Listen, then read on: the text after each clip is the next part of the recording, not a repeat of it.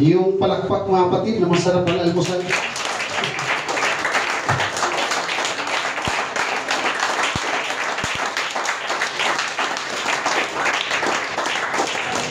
Joshua chapter 1 verse 8. Sabi po ng Bible, "This book of the law shall not depart out of thy mouth."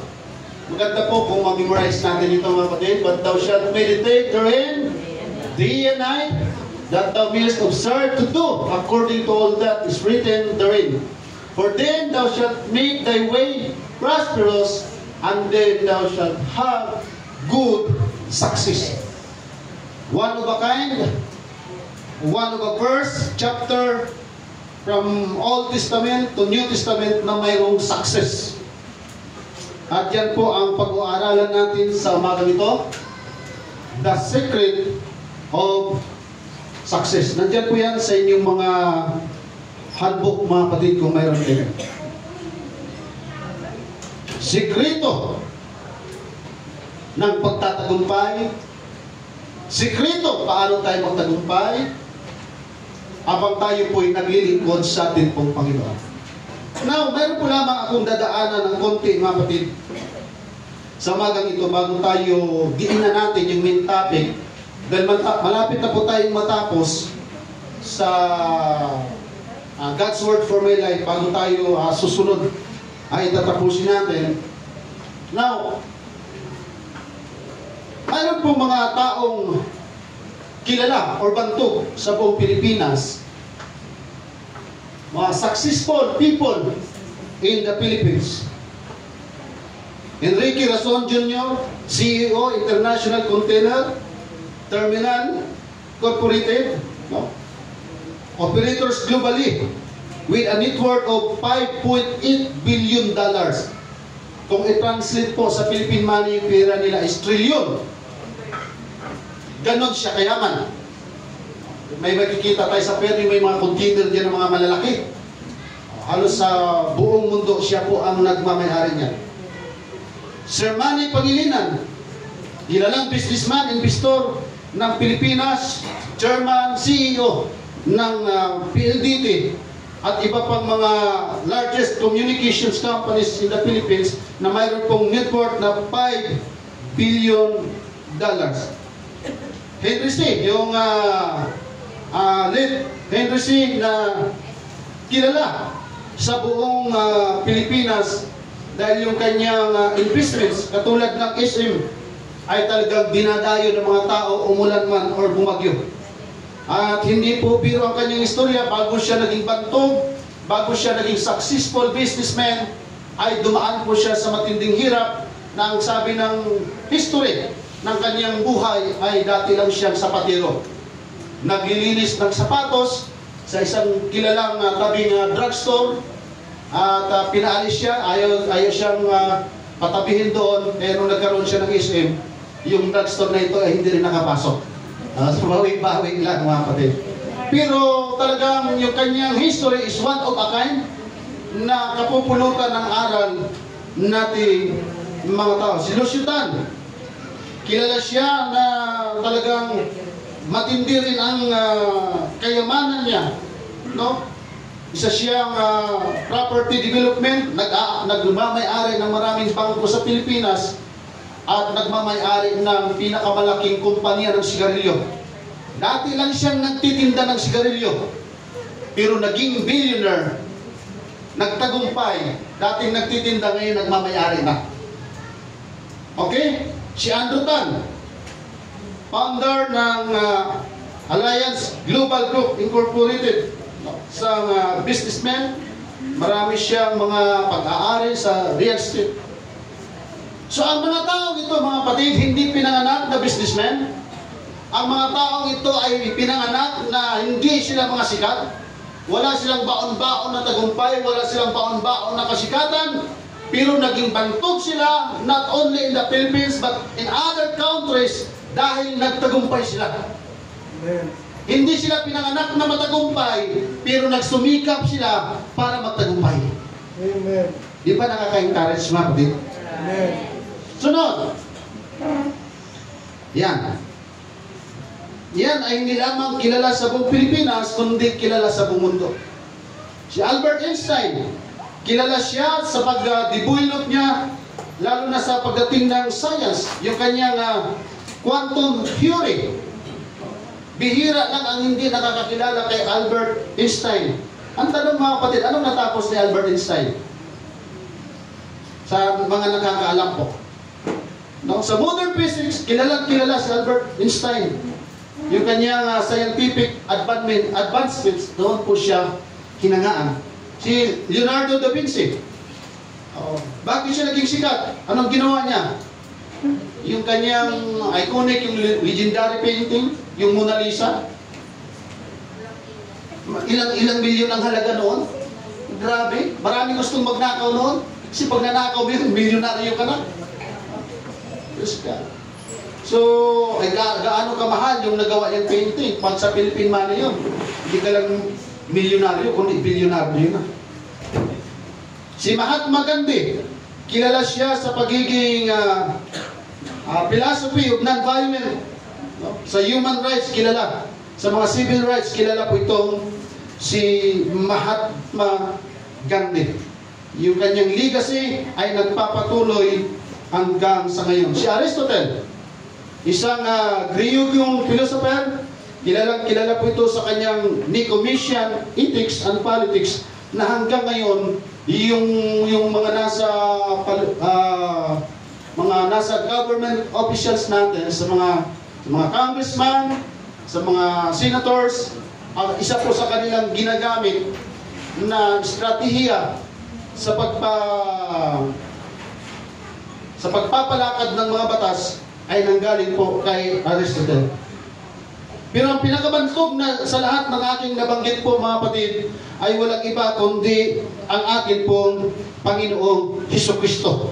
Walang ibang founder ng totoong religion sa buong mundo kundi ang atin pong Panginoong Hesukristo.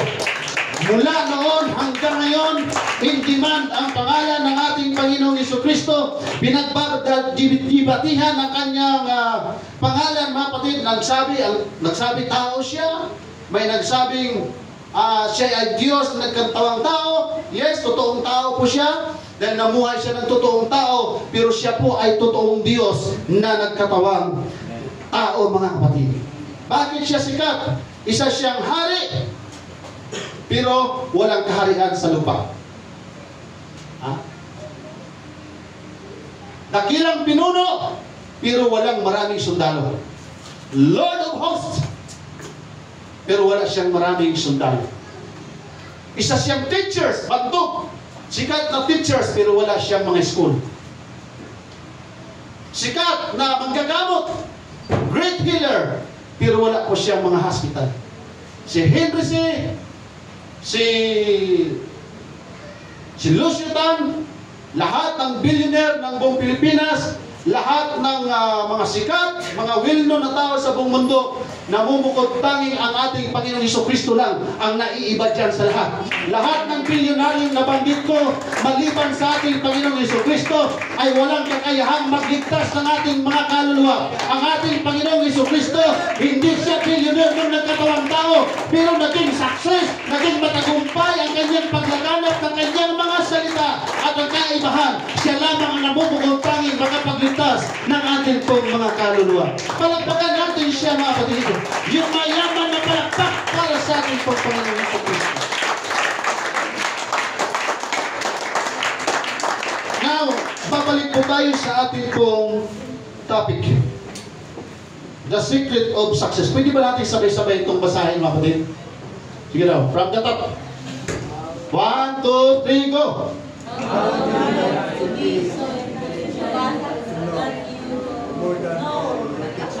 Next, great.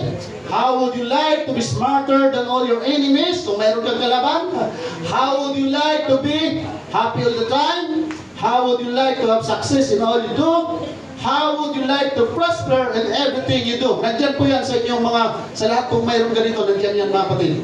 Next, how would you like to always be healthy and full of life? How would you like to enjoy peace for the rest of your life? How would you like to have enough faith to believe God for everything. How would you like to have a superpower to overcome temptation and sin? Sa lahat po na ating nabanggit mga kapatid, mahirap bang mangyari sa buhay natin yun? Imposible bang mangyari yun? Now, himay-himayin po natin ito. How would you like to be so intelligent that you know more than all your teachers? Sino po dito ang mga humahanga sa mga teachers sa school? Amen. Di ba nakakamangha po ang talino ng mga teachers? Amen? Amen. At hindi ka pwedeng maging teachers kung wala kang alam. Hindi ka pwedeng maging teachers na hindi ka qualified. At walang nagtagumpay na maging teachers na hindi piro ang pinagdaanan. Mahirap po isa po sa ang tawag dito, isa po sa pinakamahirap na kurso sa buong Pilipinas or in other countries ay yung maging teacher. Alam niyo po ba mga kapatid, lalo na po sa mga graduating students o sa mga nag-aaral pa, na pwede tayong mas maging matalino sa ating mga teachers? Imposible ba yan o hindi? Amen? Ay paano pa kaya kung mas matalino pa tayo sa ating mga teachers? Pwede bang mangyari yan? Kung ang mga teachers ay matatalino, imposible ba na tayo ay mas maging matalino pa sa ating mga teachers? Mga kapatid? Alam niyo po, sa atin pong mga magulang at sa mga estudyante, di balik mag-suffer po kayo ng 4 years sa college sa pag-aaral kaysa mag-suffer kayo for life na hindi nakapagtapos ng pag-aaral. Totoo yun.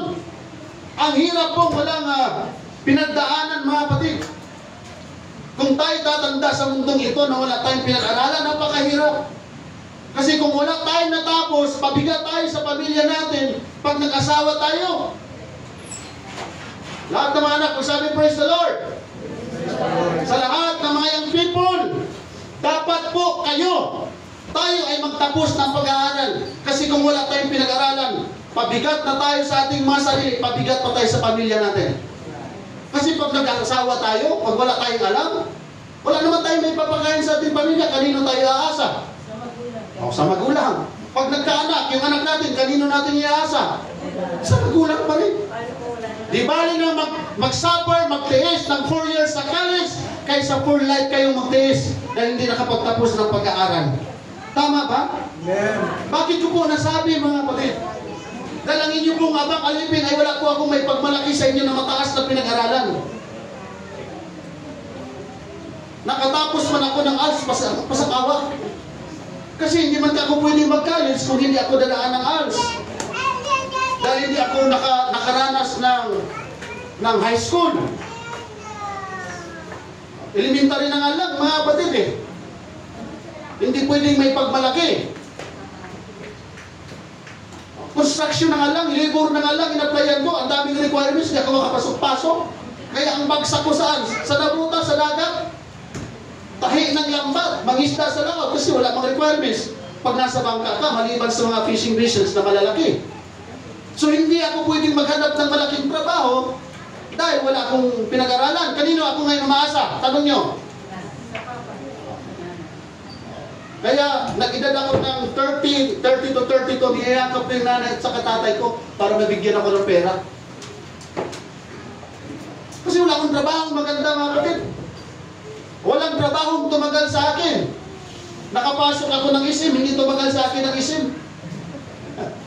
Sa Insular Life, sa May Alabang. Walang trabaho. Hindi ako walang trabaho tumagal sa akin. Hindi ako tumatagal sa trabaho at walang kumpanya na nagtiis sa akin na matagal.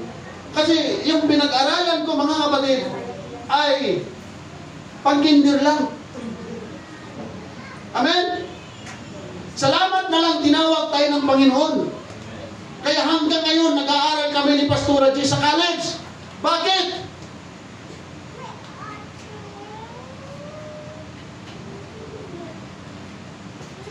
Himala lang kung magtagumpay ka sa buhay, maging successful ka kung wala kang pinag-aralan.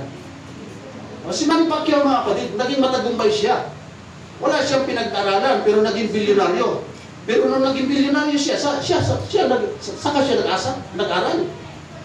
Bago siya naging billionaire, ay buhay at kamatayan ang kanyang pinagdaanan. Kaya nung naging mayaman siya, nakapag-aaral siya. Sa lahat ng tamad mag-aaral, masahin, praise the Lord.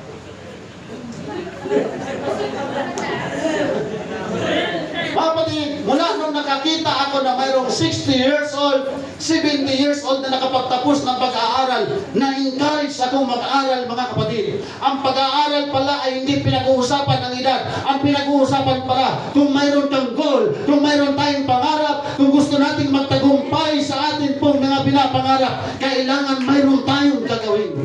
Amen! Amen. Praise the Lord! Pwede ba na maging mas matalino tayo sa ating mga teacher? Yes!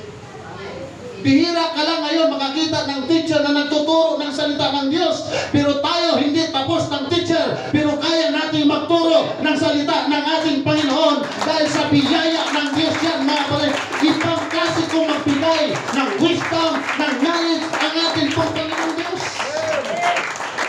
Amen! To God be the glory. Sabi mo siyang katabi, ang talino mo pala. Great!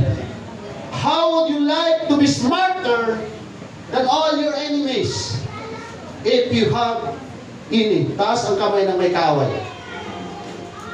Babae. Ang babae natin, wala tayong kaaway. Amen? Mayroon. Praise God. Hallelujah. Pag matalino ka sa school, marami kang kaibigan, Brother Jimmy.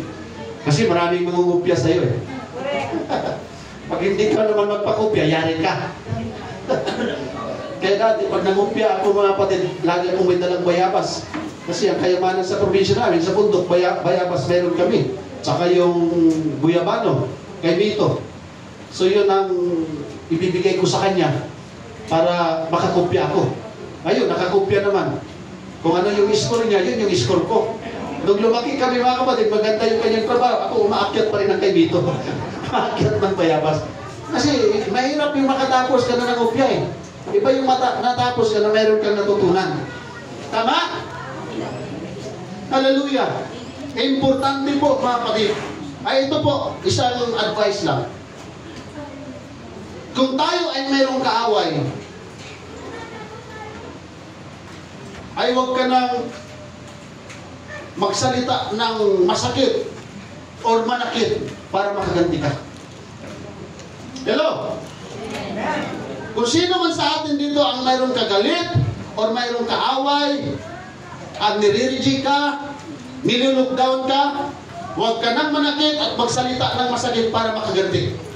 Sikapin na lang natin sa tulong ng ating Panginoong Hesukristo na magtagumpay tayo sa lahat ng ating ginagawa. Isang araw pag pinagpala ka ng Panginoon, makita nila mayroon ka ng magandang bahay, mayroon ka ng magandang sasakyan. Noon nililigi ka, kahit hindi ka manakit at magsalita ng masakit, sila na mismo nagaganti ka na sa pangalan ng ating pong Panginoon na yung tao palang nililigi, yung tao palang nilulukdown. Pag mayroon kang hallelujah, mayroon kang pangarap sa tulong ng ating Panginoon, kapag itinaas ka ng ating dakilang Diyos, nakaganti ka na kahit hindi ka na magsalita ng masakit. Amen. Totoo yan, mga kapatid. Amen. Danas na danas po namin yan ni Pastor J. Hindi pa tayo magkakakilala noon. Hindi pa tayo nagkikita noon. Grabe na ang mga pangdadown, pangre-reject ang naririnig natin. Pero salamat sa biyaya ng ating Panginoon. Ngayon, hindi na. Pag nakita nila na maglakad kami ni Pastor J, ang layo na ng sigwada nila. Kasi mahirap po yung nagmamaliit ka ng tao, lalo na't naglilingkod sa Diyos. Mahirap pong kalaban ang Diyos, pero napakasarap kakampi natin ang ating Panginoon sa Diyos. Praise the Lord! At nawa, meron po tayong matutunan sa ating pong pinag-aaralan. How would you like to be happy all the time? Imposible bang maging masaya sa lahat ng oras? Imposible bang maranasan natin, mga kapatid, maramdaman ang kasiyahan sa lahat ng oras? Sa lahat ng may asawa dito, taas ng kamay. Gusto ba natin sumaya tayong lahat? Kahit may problema? Gusto niyo sumaya tayong lahat? Tingnan lang natin yung mga mukha ng asawa natin. Saan ka, pastor? Oo! Pag malungkot ka, gusto mo sumaya, tingnan mo lang mukha ng asawa mo. Saya kami, pastor. Sige. Kasi mga kapatid, nung wala pang problema, nung wala pang away, ang sinasabi natin, alam mo, pag nakikita lang kita, ako na ang pinakamasaya. Tama? Amen? Bakit mo ba ako lang? Bakit mo ba ako nagustuhan? Kasi pag nakita ko lang ang mukha mo, masaya na ako. Tapos nung nag-asawa na, dami na problema. Pag may problema, tingnan lang natin ang mukha ng ating mga asawa. Masaya na tayo niyan, mga kapatid. Parang hindi kayo kumbinsi.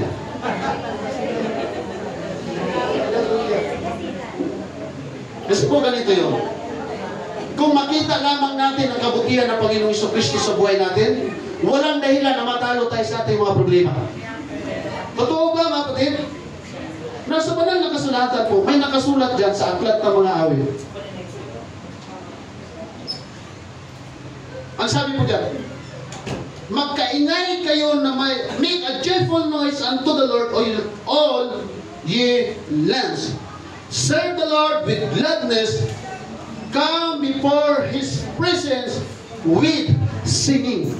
Ang sekreto ni King David sa panahon na siya nalulungkot at gusto niyang maging masaya, wala siyang ibang ginagawa. Mag-awit ng papuring awit sa atin pong Panginoon. Hinahanap niya ang presensya po ng ating dakilang Diyos.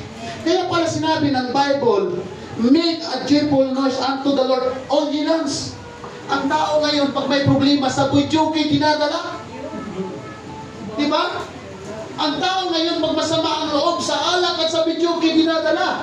Una, ang ganda pa ng kanta niyan, ang ganda pa ng pag medyo marami na ang nakikita at medyo ikot-ikot na ang paningin yan, kakanta na yan at naghahamon na ng away, mga kapatid. Amen? Hindi naman lahat. Pero pag mayroong nagbibidyukin dyan at nagpaiyak-iyak na pag nakainom na, ang mabigat ng dinadala niyan, mga kapatid. Totoo? Pag may problema tayo at gusto natin sumaya, huwag sa alak at sa bidyuki dadalhin. Kung may problema tayo, kung mayroon tayong mga prayer room, lumuhod tayo at manalangin at umawit ng papuring awit sa Panginoon. At ako'y naniniwala, mga kapatid, ikukumport ka ng ating dakilang Diyos. Palakpakan natin siya. Amen. Sabihin ko sa iyong katabi, walang dahilan para magsimangot ka sa araw na ito. Walang dahilan na hindi ka ngingiti sa araw na ito. Ang sabi ng Philippians chapter 4 verse 4, rejoice in the Lord always, and again I say, rejoice. Ang simbahan ay ginawa ng ating pong Panginoon para sa may mga sakit spiritual at nalulungkot. Magpakasaya tayo sa presensya ng ating pong Panginoon. Amen. Amen. 1 Thessalonians chapter 5 verse 16. Sabi po ng banal na kasulatan, rejoice evermore. Yun ang gusto ng Panginoon na makita sa atin. Kung para maging masaya all the time ang atin pong mga buhay, rejoice evermore, pray without ceasing, and everything give thanks, for this is the will of God in Christ Jesus concerning you. Kahit wala kang maraming pira, kahit hindi maganda ang ating kasuotan, kahit mayroon tayong magbigat na pinagdadaanan, panghawakan natin ang sinasabi ng banal na kasultan, rejoice evermore, rejoice in the Lord always. Bakit? Tuwang-tuwa ang demonyo pag problemado ka, tuwang-tuwa ang demonyo pag nakasimangot ka, pero pag masaya ka kahit maraming pinagdadaanan, naluluwalhati ang Diyos na ating pinaglilingkuran. Praise the Lord. So ang sekreto lahat ng katanungan na yan, mga kapatid, imposible sa tao pag hindi kilala ang Diyos. Pero yung magagawa na yan ay posible pagkasama natin ang Diyos. Amen. Iba yung tagumpay sa mundo kaysa tagumpay sa langit. How would you like to have success in all you do? Paano ba tayo magtagumpay? Ano bang nararapat natin gawin para magtagumpay tayo sa ating mga ginagawa? Alin ang mas masaya? Yung tagumpay? Laging tagumpay o laging bigo? malaking tagumpay. Kaya maraming mga tao nagpapakamatay sa puno ng malunggay dahil laging bigo. Kaya nabibigo kasi nagtitiwala sa sarili. Tayong mga kapatid, naglilingkod tayo, dapat may tiwala tayo sa Diyos. Para tayo po ay laging magtagumpay sa lahat po ng ating pong, hindi ibig sabihin na hindi tayo nadaan ng problema, pero ma-overcome natin ang problema. Dahil walang bagay na hindi napagtagumpayan ang ating pong Panginoon. Kaya pag siya'y kasama natin, magtatagumpay tayo. Sabi mo siya'y katabi, pag umayaw ka, talo ka. Ang umaayaw ay di nagwawagi. At ang nagwawagi ay hindi umayaw. Bakit tayo hindi magtatagumpay? Kasama natin ang Espiritu ng ating pong Panginoong Jesucristo. Huwag natin po siyang isang tabi. Sa lahat ng ating ginagawa, sa pag-aaral man yan, sa trabaho man yan, isama natin ang ating pong Panginoong Jesucristo, mga kapatid. Sino ang nagbibigay ng isip? Di ba ang Diyos? Sino ang nagbibigay ng talino? Di ba ang Diyos? Kaya huwag nating baliwalain ang Diyos. I-acknowledge natin siya all the time para tayong lahat ay magtagumpay. Sa tagumpay na ating pong pinag-aaralan dyan, mga kapatid, hindi pira ang pinag-uusapan dyan. Dahil kung success man lang about money, talo na tayo sa mga binanggit natin kanina. Kahit ano pang gawin, maubos na lang buhok natin sa ulo. Tabunan na lang tayo ng lupa. Hindi natin maabot yung kanilang narating. Pero pag naglingkod tayo sa Panginoon, mga kapatid, hanggang langit ang ating tagumpay. Amen. Sama natin ang Panginoon. Diyos ng tagumpay.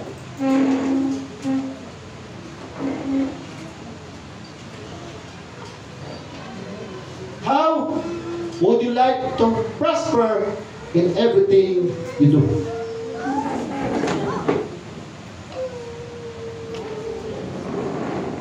Paano ba tayo uunlad sa lahat ng ating mga ginagawa? Paano ba tayo aasenso? Dahil hindi naman bawal na pagpalain ka kung naglilingkod po tayo sa Panginoong Diyos. Paano ba tayo aasenso sa aspeto ng ating buhay? Para hindi tayo magre-reklamo, Lord, parang parehas naman kami parehas naman na ikaw ang aming pinaglilingkuran. Parehas naman kami puwapalakpak. Parehas naman kami nananalangin. Parehas naman kami sumasayaw. Parehas naman kami umiiyak. Parehas naman kami nagpupuri. Bakit hindi pa rin parehas na aming mga ari-arian? Bakit hindi pa rin parehas na aming mga kayamanan? So may sikreto ang Bible, mga kapatid, para tayo ay umunlad sa atin pong paglilingkod sa Diyos. Tama? Psalms chapter 1 verse 3, and he shall be like a tree planted by the rivers of water, that bringeth forth his fruit in his season. His leaf also shall not wither, and whatsoever he doeth shall prosper.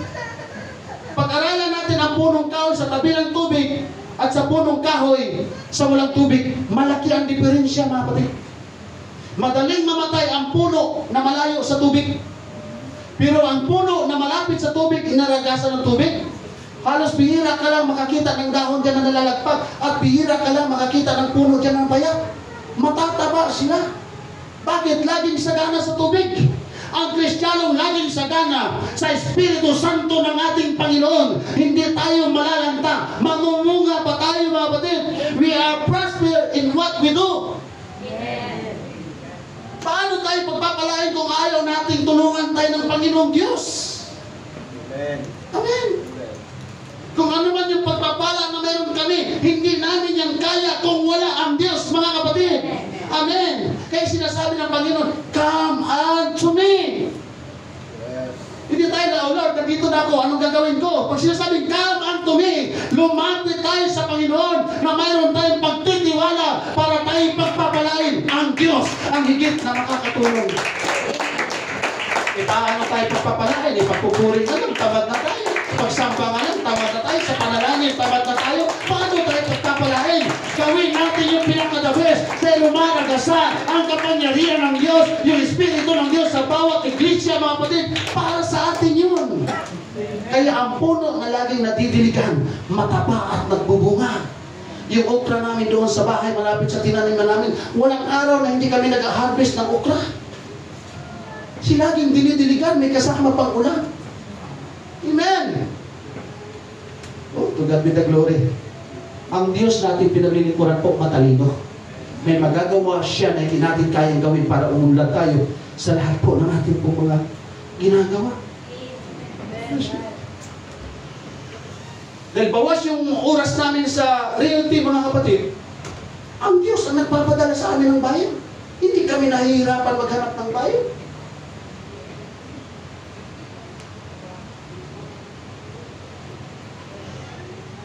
Sikrito. Wala pong malalim na sikrito dyan sa Bible na hindi ibinigay ng Diyos. Lahat ng sikrito dyan ay binigay na ng ating pong Panginoon para pagpalain. Pag hindi tayo tapat sa Diyos, ang Diyos hindi rin magtatapat sa atin. Pero pag tapat tayo sa Panginoon sa lahat ng pagkakataon, ang Diyos ay laging tapat sa lahat ng oras ng Panginoon. Amen! Proverbs chapter 16 verse 3. Commit thy works unto the Lord, and thy thoughts shall be established. Amen. Lahat ng ating mga ginagawa, kumonsulta tayo sa Panginoon. Lord, tama ba yung kurso ko? Lord, tama ba yung negosyo ko? Lord, tama ba yung trabaho ko? Amen. Kaya yung iba nawawala sa paglilingkod sa Panginoon. Dahil sabi ng Bible, hindi ka pwedeng maglingkod sa Diyos at sa kayamanan. Hindi mo pwedeng pagsabayin. Kaya yung mayaman sa Bible, yung binatang mayaman sa Bible, hindi siya nakasama sa ating paglilingkod sa Panginoon. Hindi na binanggit yung kanyang pangalan dahil mas pinili niya yung kayamanan kaysa Diyos. Nang wala tayong kayamanan at hirap na hirap tayo, nagkandaiyak tayo loob sa Panginoon kung sino na yung mga kapatiran, isama tayo sa panalangin para tayo pagpalain, bigyan tayo ng negosyo, ng hanapbuhay ng ating Panginoon. Nung pinagpala naman tayo, saka umalis sa Panginoon. Pag naghirap uli, iyak-iyak na naman at balik sa Panginoon. Hindi po ganun, mga kapatid. Lahat ng ating ginagawa, kumonsulta tayo sa Panginoon. Lord, ito bang trabaho ko? Ito bang negosyo ko? Hindi ba apektado ang aking pagsamba sa iyo? Kasi pag hindi apektado, mga kapatid, ipaglalaban natin ang gawain ng Panginoon. Pagpapalain ka ng ating Panginoon Diyos. Kaya ang sabi ko kay Sister Gudilin, di baling na maubos yung lahat ng call center, pagdating ng linggo, pag pinagpasok ka, di baling tanggalin ka. Huwag ka lang tanggalan ng pangalan sa aklat ng buhay. Pagpakan natin ang Diyos.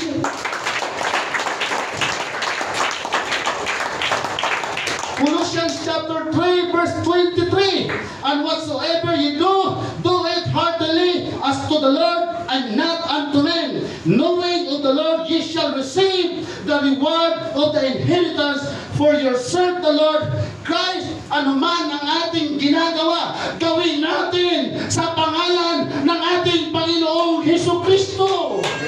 Lamang alam natin na tayo ay tatanggap ng gantimpala mula sa Panginoon. Pag nagwawalis ka sa church, hindi kapitbahay natin ang magbibigay ng pagpapala. Pag naglinis tayo sa inodoro, hindi kapitbahay ang nagpapigay sa atin ng pagpapala. Pag maging assuring ka, pag maging musicians tayo, mga kapatid, ano man ang ating ginagawa, gawin natin yan sa paglilingkod natin sa ating Panginoon na wala tayong hinahanap na kapalit. Dahil pag yan ang nakita ng Panginoon sa atin, yan tayo pagpapalain ng Diyos. Sa Bulacan, mga kapatid, alas 4 na madaling araw, naglilinis na kami si Mama doon sa church. Nagmamap na kami, nag-aayos na kami ng upuan, ng halaman doon sa church. Kaya pagdating ng kapatiran, pagdating nila ni Pastor, komportable na sila. At wala kaming hinihinging kapalit. Pero grabe pagbabigay ng sweldo ang ating Panginoon, mga kapatid, higit pa sa ating inaasahan.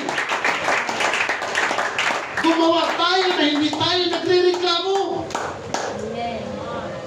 Kasi po, mahirap po, mga kapatid, na gumagawa tayo sa Panginoon, ang dami natin reklamo. Huwag tayong gumawa, napakitang tao. Gawin natin yung pinaka-the best para sa Panginoon. Aayusin ko to para sa Panginoon. Lilinisin ko to para sa Panginoon. Magpapagamit ako para sa Panginoon. Hindi tayo sa tao naglilingkod. Sa Diyos tayo naglilingkod, mga kapatid.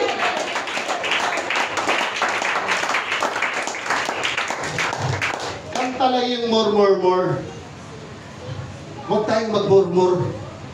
Yung murmuring. Sa Bisaya pa magpagulpul.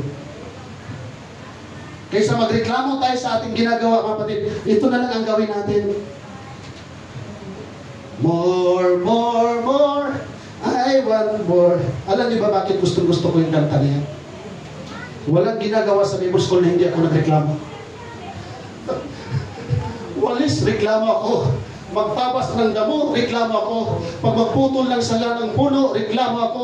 Pag nagpagulong ng malalaking bato, reklamo ako. Pag naghalo ng simento, reklamo ako. So, di ba? Hindi biro yung trabaho natin. Ba't hindi? Patay kung patay. Kahit nakapasting ka, kahit wala kang kain. Kaya sabi nila, iba ang mundo ko eh. Kasi doon sila, dito ako, malayo ako. Dahil ang nakikita ko, puro hirap. Ang nakikita ko, puro pagod. Kaya kumanta sila doon, more, more, more. Tuwa naman ako, ako pala yung pinaparinggan mga kapatid. Kaya sabi ko, balang araw gusto kong kantahin yan. More, more, more, I want more. I wanna dance with him. I wanna dance today. I wanna dance because of Jesus. More, more, more. I want more, more, more. I wanna run today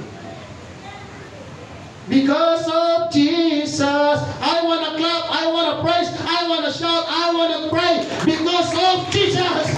Lahat ng ating gagawin pagsamba, pagpalakpak at panalangin para sa Panginoong Jesucristo. Imbis na magreklamo tayo, gumawa na lang tayo sa pangalan ng ating pong Panginoon. And I do believe, and I believe, diyan tayo pagpapalain ng ating pong Panginoong Diyos. Amen.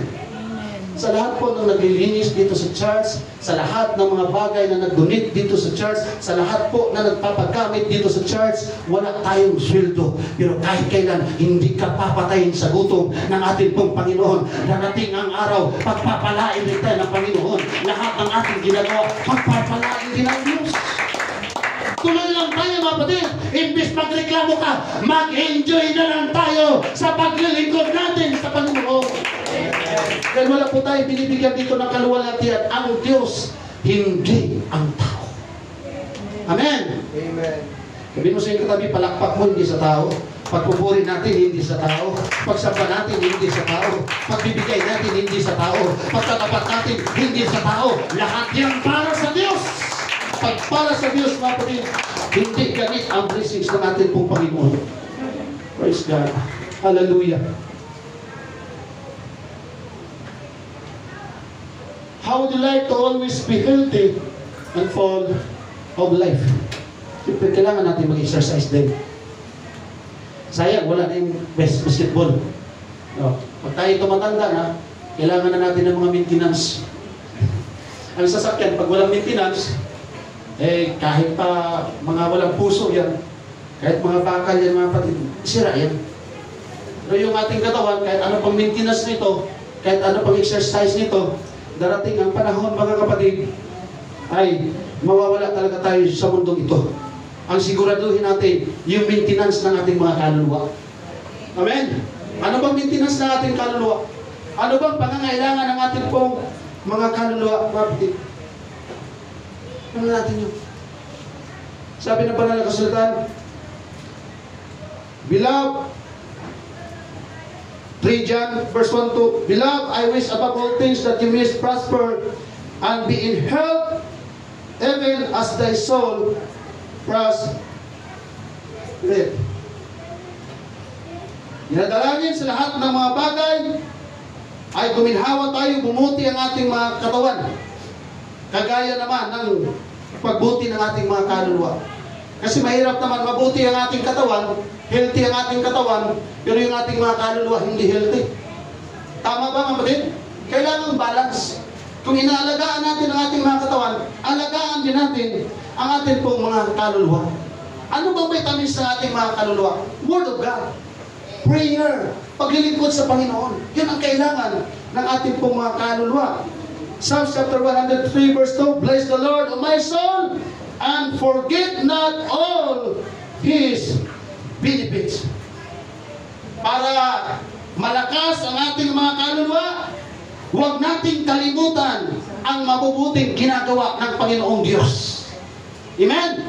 Dahil hindi po nauubusan ng mabuting bagay ang Panginoon para tayo ay suportahan sa atin po mga physical needs at sa atin po mga spiritual needs. Sabi ng 1 Corinthians chapter 6 verse 19, what? Know ye not that your body is the temple of the Holy Ghost, which is in you, which ye have of God, and ye are not your own? For ye are bought with a price. Therefore, glorify God in your body and in your spirit, which are God's. Hindi ba natin nalalaman na ang ating mga templo ay templo ng Diyos? Ang tinutukoy dyan, hindi yung malalaking simbahan. Ang tinutukoy dyan, hindi magagandang simbahan. Yung ating mga sarili. We are the temple of God. Kaya hindi pwedeng marumi ang papasok sa ating mga puso. Dati puro karumihan. Mga bisyo ang pinapasok natin ng ating mga puso. Ngayon, hindi na ito tahanan ng bisyo. Hindi na ito tahanan ng kasamaan. Tahanan na ito ng Espiritu Santo ng ating pong Panginoon. Kapag ito ang Diyos, ang Espiritu ng Diyos, ang laging tumatahan sa atin, hindi tayo sakitin spiritually. Tama? Lapakan natin ang Diyos na po. Yung pang ating mga sarili ay karapat-dapat bang maging templo ng Diyos? Ibasahan lang tayo man. Amen? Pero hindi nagdadalawang isip ang Panginoon na maging templo tayo niya. Basta ayusin natin ang ating mga buhay. Dahil ang Diyos ay hindi mananahan. Old Testament, yung history diyan, yung wilderness history, hindi ka basta-basta makakapasok sa templo kung sinasaan yung kaban ng tipan ng Panginoon. Oo, yung tabernacle. Pag inaral natin yung tabernacle, mahihiyak tayo mga kapatid. Maiiyak tayo. Hindi ka basta-basta makapasok sa tabernacle pag hindi ka pinili ng Diyos. Pero ngayon, ikaw at ako malaya pumasok sa pananambahan at ang Diyos papasok sa atin, mga kapatid. Hindi na siya naghanap ng mga ikaw na at ako. Gusto niyang manahan sa atin para maluwalhati ang atin pong Panginoon. Palakpakan natin siya, mga kapatid. Praise the Lord. How would you like to enjoy peace for the rest of your life? Paano ba natin mai-enjoy ang kapayapaan hanggang sa ating mga huling buhay? Ano ba ang ating gagawin? Mahirap mamuhay ng payapa sa mundo na punong-puno ng kaguluhan. Mahirap mamuhay ng payapa na ang mundo'y pinananahanan ng masamang mga espiritu. Totoo ba, mga kapatid? Minsan nga tayo, kasama na natin ang Panginoon, nagkakaproblema pa tayo. Paano pa kaya kung hindi kasama ang Diyos? Pero ang sikreto dyan, mga kapatid, Isaiah 26 verse 3, John chapter 14 verse 27, Philippians chapter 4 verse 7, yan po yung mga talata sa Bible na kung saan, hallelujah, ay pwede kang pumayapa kahit nakatira tayo sa mundo na magulo. And the peace of God which passeth all understanding shall keep your hearts and mind through Christ Jesus. Walang ibang magpapayapa sa iyo at sa akin sa panahon na tayo namang problema. Pangalan ng ating Panginoong Jesucristo. In the name of Jesus, there is healing. In the name of Jesus, there is comfort. There is power. In the name of Jesus, can break every chains. Kahit anong panggagapos sa atin ang kaaway, kahit anong panggugulo sa atin ang kaaway, pagkaya nating banggitin ang pangalan ng Panginoong Jesucristo, pag tinawag natin ang pangalan niya, na malaya siyang manahan sa ating mga puso, kayang-kaya kang payapain at bigyan ng kapayapaan ng ating buong Panginoon, na hindi kayang ibigay ng barangay, na hindi kayang ibigay ng mayor, na hindi kayang ibigay ng presidente. Sa Panginoong Jesucristo lang, kaya mapalag ang Panginoong, mapalag ang tao na bautismado sa pangalan ng ating Panginoong Jesucristo sa tubig at sa Espiritu, dahil tayo lang ang makakasumpong ng totoong kapayapaan, hindi sa pera. Kaya magtatagumpay tayo, mga kapatid, kapag kilala nating lubos ang ating pong Panginoong Jesucristo.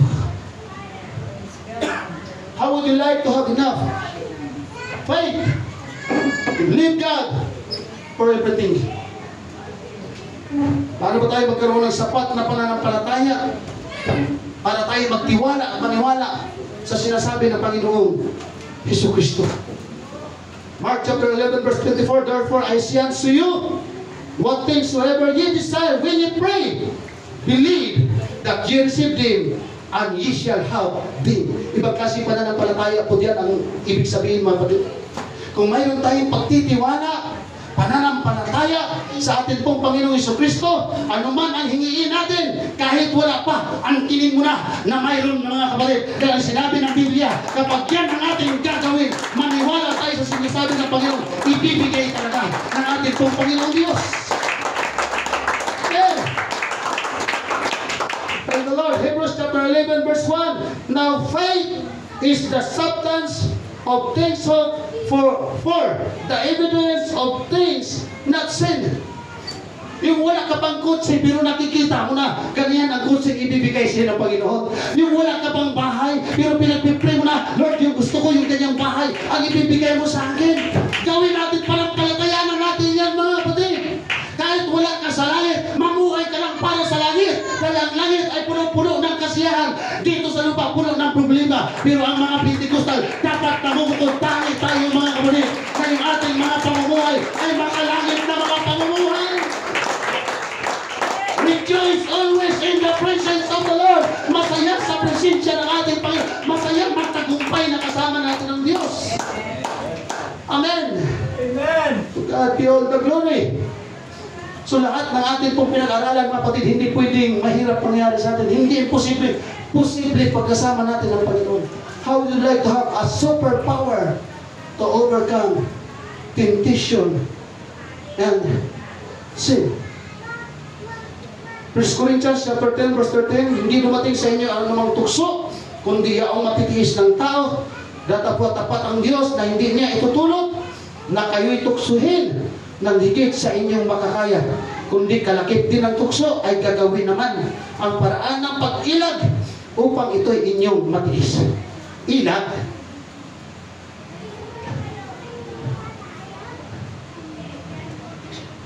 Paano ba umilag sa suntok? Pag suntukin ka sa mukha, paano ba ang tamang pag-ilag? Paano na kung mga magagandang dilag ang itutukso sa ating mga lalaki?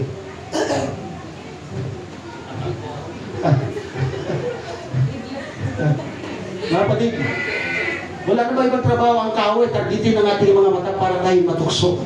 Pero ang Diyos hindi nagkukulang ng pag-aalala. Kaya sinulat, bago pa tayo magkasala, nakasulat na ang solusyon. Bago pa tayo gumawa ng pagkakasala, nakasulat na ang solusyon para tayong lahat ay proteksyonan ng ating pong Panginoong Jesucristo, mga kapatid. Palakpakan natin siya.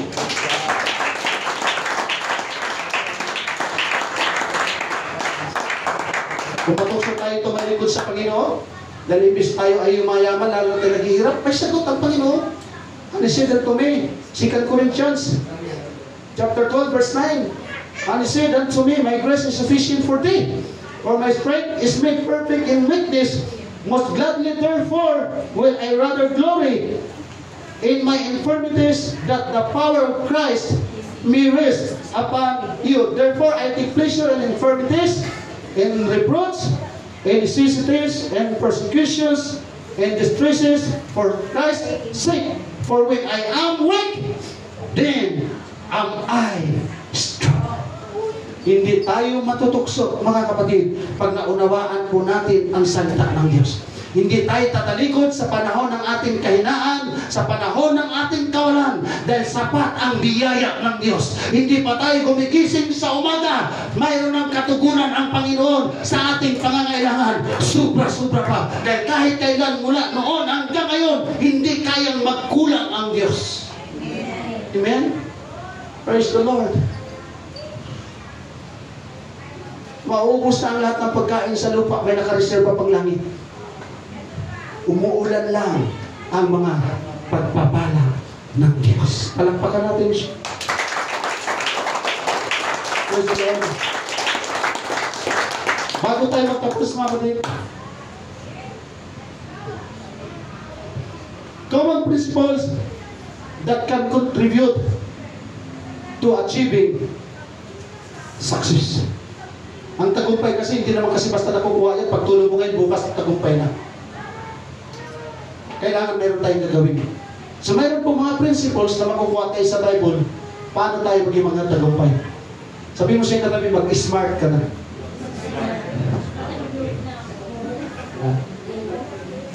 Baka yung iba nakatiin. Naka-globe. Sabi mo siya katabi, mag-smart ka na. Smart. Something specific. Kailangan yung goals natin mga kapatid, malinaw. Kailangan yung ating direksyon, malinaw. Kailangan yung ating adhikain, malinaw. Paano ba tayo magtagumpay sa paglilingkod sa Panginoon? Kailangan malinaw yung ating direksyon. Amen? Malinaw yung ating mga adhikain. Kailangan detalyado yung ating mga layunin.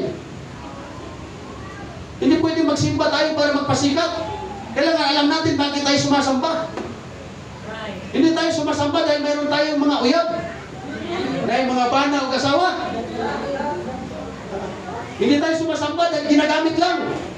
Kahit wala kang asawa, kahit walang girlfriend, kahit walang boyfriend, kahit hindi ginagamit, maglingkod tayo sa ating pong Panginoon. Kailangan maunawaan natin yung ating yung direksyon ng ating pong paglilingkod. Amen. Praise the Lord. Siya specific. Pangalawa, measurable. Ano ba sa Tagalog yung measurable? Nasusukat ang tagumpay. Yes. Hindi naman magtatagumpay si Albert Einstein. Si Henry C. Kung hindi kayang abutin ang ating mga pangarap at hindi tayo magtagumpay sa ating mga pangarap. Sunod, achievable. Yan po yung smart. Relevant. And time-bound goals. Kung ano yung pinapangarap natin, kung ano yung direksyon ng ating paglilingkod, yun ang gawin natin. Amen. Kailangan maglaan tayo ng oras. Dahil ang paglilingkod sa Panginoon para tayo maging matagumpay, kailangan ng oras. Amen. Umuubos na tayo ng 7 oras, walang oras kasi cellphone. Tapos, oras lang sa Panginoon, mga kapatid, hindi pa natin kaya ibigay. Tapos gusto natin makarating sa langit. Alala ko nga yung sinabi ni Sister Chat na naka-attend sila kay Pastor Pat, Sister Chat, hindi ko na makalimutan yun. Kung kaya ko lang pagpapatay kayo, pinagpapatay ko na kayo. At hindi na mga kapatid, nakakatisod yun. Tama nga naman, totoo yun. Kasi masakit sa isang pastor na nangangalaga ka sa kaluluwa, yung inaalagaan mo ay hindi seryoso. Imbis magpapakabuti, nagpapakasama. E di patay na nga lang. Sa akin naman mga kapatid, di ba? Kung mayroon na akong kapangyarihan na ipanlagay kayo sa langit, pinaglalagay ko na kayo lahat sa langit. Para hindi na tayo magkamali. Tayo magkasama. Para hindi na tayo mawala sa presensya ng Diyos. Pero lahat ng ating pong pinag-aralan, kapag mag-apply natin yan mga kapatid, kahit wala kang maraming pera, pero matagumpay kang Kristiyano, pagkasama natin ang ating Panginoon sa Kristo. Amen! So God be the glory. Tsaka lang, walang naging matagumpay sa negosyo na walang pagtsatsaga. Kaya Jet, magka-department store din kayo balang araw, Brother Robin. Tsaka lang. Pero huwag natin kalimutan ang pagtatapat sa Panginoon. Tiwala sa ating Panginoong Diyos. Kasi hindi natin pwedeng paniwalaan. Sir, yung pagtuturo sa mga bata, every Sunday, Saturday, wala umaga hanggang hapon. Brother, di ba? Yung pagpakagamit ng keyboard, pagtuturo sa Sunday school sa Malainay. Yung sa mga ushering department, Brother Rod, yung pag-ano, lahat mga kapatid. Gamitan natin ito ng pagtsatsaga. Amen. Mapakabala tayo ang pinakatiwalaan ng Panginoon na magamit. We are blessed by the name. Dahil tayo ang pinakatiwalaan ng Diyos sa ating teaching department, hindi biro. Nasa teaching department ka, sa music department, hindi biro. Kahit nakaupo lang tayo, hindi biro mga kapatid. Kahit nakaupo tayo, magtiyaga tayo, magsikap tayo, na sa lahat ng ating ginagawa, tayong lahat, langit ang diretsyo mga kapatid. Hindi. Kaya nung linggo talaga, to God be all the glory, biglang nagkatrangkaso si Pastora J. And then, madaling araw ng Sunday, grabe, nanginginig din ako dahil mahahawa na rin ako sa trangkaso. Pero kailangan natin paglingkod sa Panginoon, na kahit may sakit, ipaglaban natin ang gawain ng Panginoon. ay natapat na Sunday school. Tapos, kaya nung linggo is 3. Pero salamat. Nagka-cramps na yung mga binti. Dito pa lang mga kapatid. Nagka-cramps na yung mga binti ko.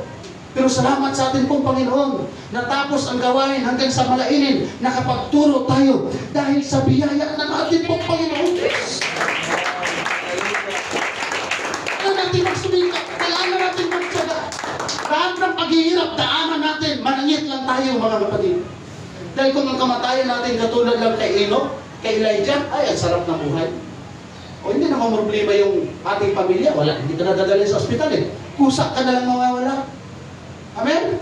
Kaya pinagpipili ko sa atin. Lord, pag namatay kami, o kukunin mo na kami. Wala na yung kalahating katawan patay, kalahati okay. Yung nakatubo ka na sa ospital. Lord, kung hindi ka man babalik at aabutan kami ng kamatayan, baka pwede katulad na kay Elijah, kay Enoch, gaganda kay Moses, no? Si Moses, ang Panginoon ang nag-ibig. Ang ganda noon. Praise God. Wala kasing pinangakong magandang kamatayan ang Diyos sa Bible. Yung mga alagad nga, hirap ang kamatayan na pinagdaanan nila. Pero ang magandang pinangako ng Panginoon, pag nagtagumpay tayo sa lahat ng ating mga paghihirap, may magandang lugar ang inilaan ng Diyos para sa ating mga. Pero sumubok, paglaban natin ang ating mga pananampalataya.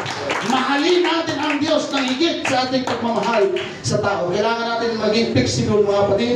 Kailangan natin positive mindset, and accountability, focus, and then yung ating mga dapat pang gampanan ay gawin na natin. Wala pong ibang number 1 na makakatulong sa atin para magtagumpay tayo, kundi tayo mismo. Tama? Kahit sino pa ang tutulong sa atin. Kung hindi natin tulungan ang ating mga sarili, wala pong mangyayari sa atin. Mga young people, mga susunod na henerasyon, kahit sino ang tutulong sa inyo, kahit sino ang tutulong sa atin, kung tayo mismo ay hindi natin tinutulungan ang ating sarili, natulungan tayo ng Diyos, walang mangyayari sa atin. Amen? Yes. Napakagandang makarinig ka na pagsabihan ka na parang wala ka ng kinabukasan at wala kang marating sa buhay. Pero nang dahil nagtiis tayo sa paglilingkod sa Panginoon, magugulat sila isang araw, iba ka na. Hindi ka man successful as a business tycoon, pero matagumpay ka. We are more than conquerors na naglilingkod sa ating pong Panginoon Diyos. Si Joseph, naging sikang in command siya sa lugar ng Egypt. Bakit nakatagumpay si Joseph? One of a kind story in the Bible. Isang tao hindi pwede maging second in command. Pero yung pangalawa siya sa hari na ginagalang sa lugar ng Ehipto. Hindi magtagumpay si Joseph kung hindi siya nanatiling nagtiwala sa Panginoon. Amen. Kahit nakakulong na, kahit ginugutom na, kahit pinapahirapan na, nandoon pa rin ang kanyang pagtitiwala sa Diyos. Dahil hindi siya bumitaw, pinagpala siya, at naging matagumpay siya, at naging kilala, naging bantog ang pangalan niya sa lugar ng Egypt. Si Joshua, kaya siya nagtagumpay kasama ng ibang mga Israelita dahil nagtiwala sa sinasabi ng Diyos. Mahirap pabagsakin yung wall of Jericho, pero dahil kaya ng Diyos na kanyang pinaglilingkuran, nagtiwala siya, nagtagumpay siya mga kapatid. Ikaw din na ako, we have a wall. Mayroon tayong padir na kailangan natin mga obstacle, na kailangan natin alpasan. Huwag tayong bumitaw sa pagtitiwala natin sa ating Panginoong Diyos. Isang araw, matagumpay din tayo naglilingkod sa ating Panginoon. Si Nehemiah, napakaraming oposisyon ni Nehemiah. Yung nirebuild niya yung wall of Jerusalem, ang hirap. Yung isang kamay nagtatrabaho para sa pader, yung isang kamay nakahawak ng espada para sa kalaban nila. Ang hirap doon, isang kamay mo may hawak ng espada dahil umaatake yung kaway, pero ikaw nagre-rebuild ng pader. Pero dahil nagtiwala si Nehemiah na hindi sila pabayaan ng Panginoon, muli na ibalik ang pader ng Jerusalem. Dahil po yun, nagtagumpay sila dahil sa atin pong Panginoon. Amen. Napakarami pong karakter sa Bible, mga kapatid, na pwede natin kapupulutan ng aral. May karakter na dyan sa Bible na yung babaeng Bao. O, Bao ba yun? Widow's Mite. Sabi dyan, dalawang barya na lang yung pera niya. Ibinigay niya sa Panginoon. Hindi naman niya yan ibibigay kung hindi papalitan ng Panginoon Diyos. Amen? Amen. Yung wala ka na, pero binigay mo pa rin sa Diyos ang the best. At the best rin, ang ibibigay ng ating pong Panginoon. Salamat po. Patawad po, nalagpas ako ng 5 minutes. Sarap kasi maramdaman ang presensya ng Diyos, mga kapatid. Sarap talaga maglingkod sa Panginoon. To God be the glory.